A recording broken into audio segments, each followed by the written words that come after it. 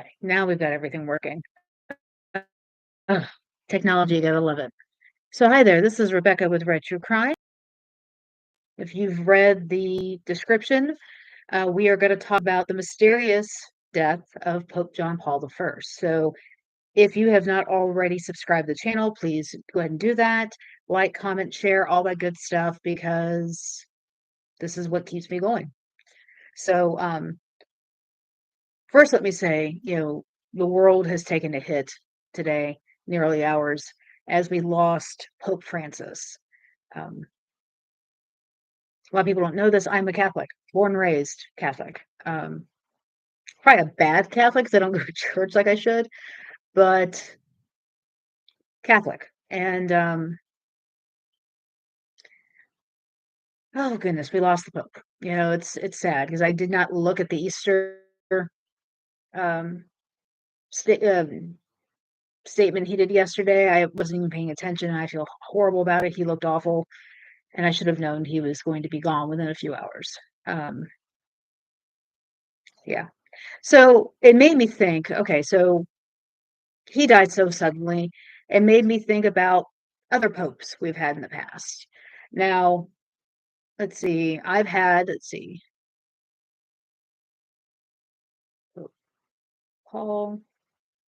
Paul, John Paul again, Benedict, and Francis. So Francis was my fifth pope in my lifetime. So, which is weird because you don't think about that because like John Paul II was most of my life. I mean, he was the pope for over 20 years. So most of my life is really about John Paul II. But a lot of people don't know a lot about John Paul I. So let's talk about him. Um, Pope John Paul I was the pope who died after 33 days. And it was mysterious. I mean, there's nothing else. John Paul I, he was called the Smiling Pope. And if you look at the picture I have on YouTube, he is just got a grin. But he was known as the Smiling Pope, beloved, humble, and he was gone in just 33 days. So when Pope John Paul I's death in 1978 was officially ruled a heart attack, but the Vatican's secrecy, inconsistencies, and silence ignited one of the most enduring mysteries in modern church history. Was it natural causes or something even darker? So, who was Pope John Paul I? Albino, I'm not sure I want to say it's Albino. Albino Luciani was born in a small Italian village in 1912. Known for his humility and intellect, he rose to the ranks of the Catholic Church quietly but steadily. In 1978, following the death of Pope Paul VI, Luciani was elected the 263rd Pope. He took the name John Paul I, a tribute to his two predecessors. He refused the papal coronation, turned down lavish robes, and spoke of reform, transparency, and rooting out the corruption in the church.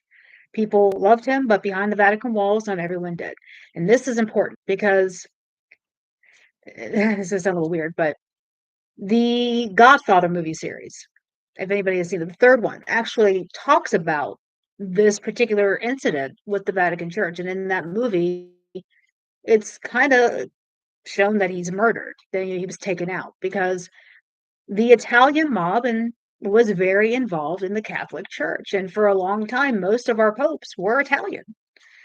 Um, so and a lot of people don't realize the Catholic Church is the largest landowner in the world because they have the churches, they have the land the churches sit on, they own everything. So not only do they own everything, they don't pay taxes in most countries. They don't, and they don't even pay for their military because the Vatican is protected by the Swiss Guard, not even the Roman Guard, a Swiss Guard. And they're in Italy. So it's crazy that they have all of this and they own all this land, own all this opulence, artwork, all these valuable things, and they pay no taxes. It makes you wonder, how do they pay the bills? But They get the bills paid by donations and from churches and from everything. Okay, so when I talk about corruption, yeah, it's probably some of that. I mean, I'm sure there was some corruption going on. And as you found out under Pope Benedict, him being the Pope during the time of all the child molestation scandals with the Catholic Church came out. So I'm sure there was a lot of grifting going on money wise. And Benedict was the one that was in charge of moving priests around, long before he ever became a pope. This was something he did in his lower level. So, there's a lot that the Catholic Church really has to answer for. So let's see here. So from the moment he took the throne of St. Peter, John Paul I made waves. He hinted at investigating the Vatican Bank, which is a big no-no, a financial institution with a history of shady dealings, mob ties, and missing millions. He reportedly had a list of bishops and cardinals he intended to remove. Some of them were powerful, untouchable until now. Then, just 33 days after his election, he was found dead. On the morning of September 29, 1978, a nun found Pope John Paul I sitting in bed, slumped over, holding a book. The Vatican said he died of a heart attack. But the inconsistencies began immediately. In the Vatican statement, just 3 short paragraphs, but there was no autopsy. The time of death was changed in official reports. Different people were named as the ones who discovered the body. So first it was a nun, then it was somebody else. And some insiders claimed he appeared moved after death, suggesting he had been repositioned. Then came the theories. These are always fun. One claimed he was murdered by the Vatican Inner Circle to stop financial reforms. Another blamed a rogue Masonic lodge allegedly operating within the Vatican Bank. A third suggested the mafia wanted him silenced. Now, I already talked about the mafia one because that was played out in the third Godfather movie. Author David Yelop's best-selling book In God's Name accused specific Vatican officials of conspiracy and cover-up. The Vatican dismissed the book, but it raised questions that have never fully gone away. Even decades later, documents related to his death remain classified. Now, I will say this: there's been a lot of shady goings going on in Vatican City because it's its own little city. There is no real government oversight of this place because the one person who runs Vatican City is the Pope, and he pretty much calls the shots.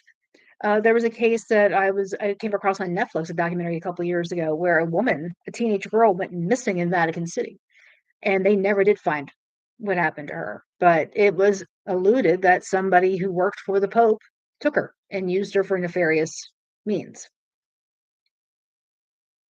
So, despite the controversy, John Paul I's legacy remains one of hope. In his short papacy, he became a symbol of integrity, compassion, and moral courage. In 2022, Pope Francis beatified him, one step away from sainthood. So they're trying to get him made a saint, which takes a lot to do. Yet the mystery lingers because when powerful institutions are silent, people start looking for answers.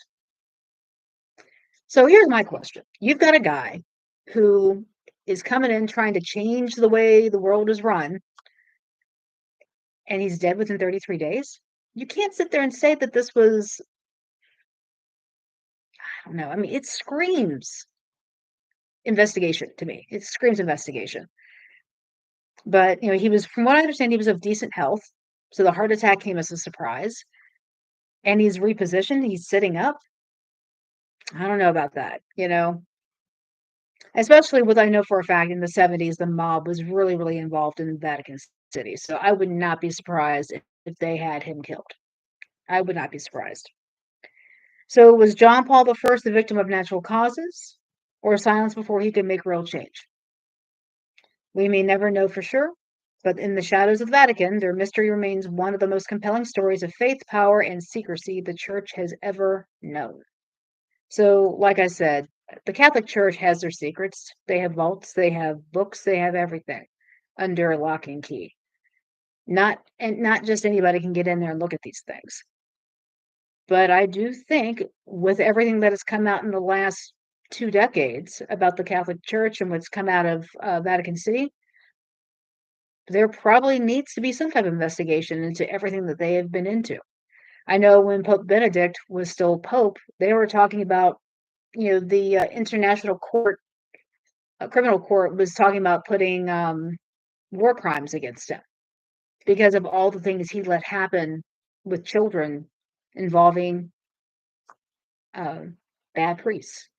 So that's one reason why he stepped down as priest. And a lot of the times, and that's the thing, a lot of popes, they don't do that. They don't just resign. They literally die in their position. I can't really think of recent memory where that's happened before, but he is gone. And it's a shame that Francis did not get to fulfill everything he wanted to do. But it would be nice to see who they bring in to replace him because is this pope going to have the same ideals, the same ideas for the future that Francis had? Because Pope Francis was all about inclusion in the church. He did not like keeping anybody away just because some people didn't like their lifestyle. He didn't believe in that. He wanted everybody to be included. So it'd be nice to see what happens with who they bring in next. So, but this is Rebecca with Red True Crime. I just want to do this little brief little thing on Pope John Paul I, and on to my 6th or 7th pope, whatever one it is. I can't remember now. But, you know, let's see what happens. If you've never watched the conclave happen, which you don't really watch the conclave happen, just to give you an idea, about 20 bishops and cardinals get together in a room and they sit there and they discuss who might be a candidate. And every day they, burn smoke. And if the smoke is black, that means they have not made a decision. If the smoke is white, they have made a decision. And it has to be a unanimous decision. They can't just do majority rules. It has to be unanimous. So, but this is history. Every time we get a new pope, it is history, whether you like it or not. And it's a very long process, huge thing. And if you've never seen one, I recommend watching it because it's definitely something you can say, hey, I saw a pope get put into power, you know, but it is history, no matter how you look at it. All right. Well, this is Rebecca with Red True Crime. I'm going to hop off here. Be weird, be rude, be safe. Have a great day. And thank you for popping on. Bye.